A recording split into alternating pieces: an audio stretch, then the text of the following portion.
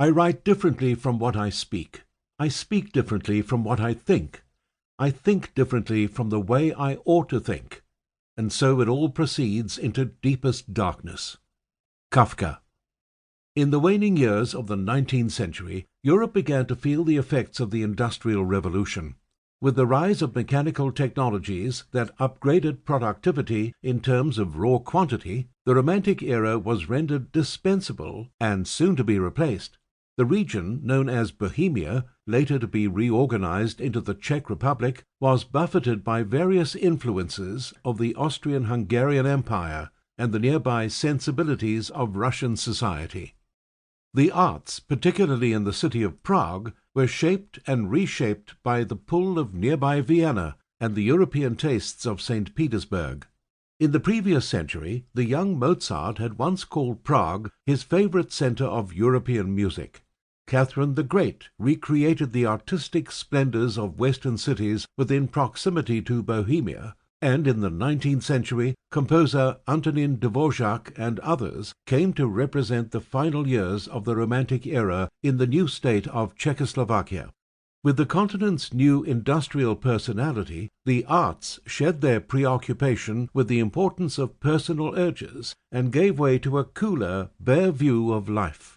Programmatic music and realistic art lost their preeminence, and in the more abstract, surreal, and practical era that followed, mirroring the effects of mechanical invention, the great writers followed suit. These changes were naturally reflected in the formation of communist and fascist societies, where factories became the artist's forest, and in tandem with that, imaginations of the heart, as artistic expression was abandoned for the embryonic exploration of the mind.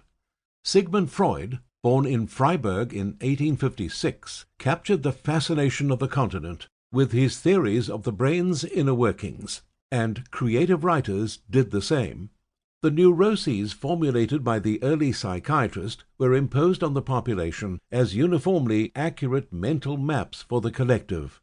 Where the individual once stood at the center of the equation, the masses took on an extensive code of shared personality symbols against a gray, harsh backdrop, all subsumed within the human dream life.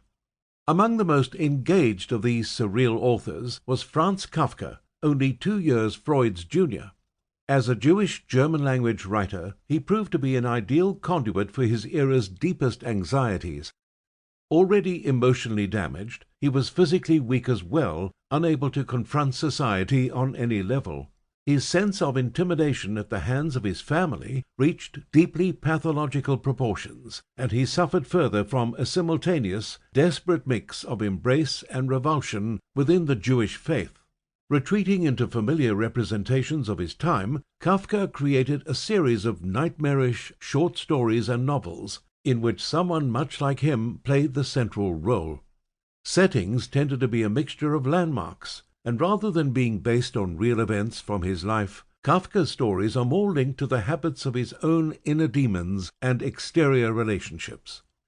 Kafka's work was unprecedented in its day, but terms commonly used to describe his work today include absurdist and visionary fiction. The former is at times perceived by modern readers as whimsical, but more correctly applies to locales and situations that could not possibly exist or take place.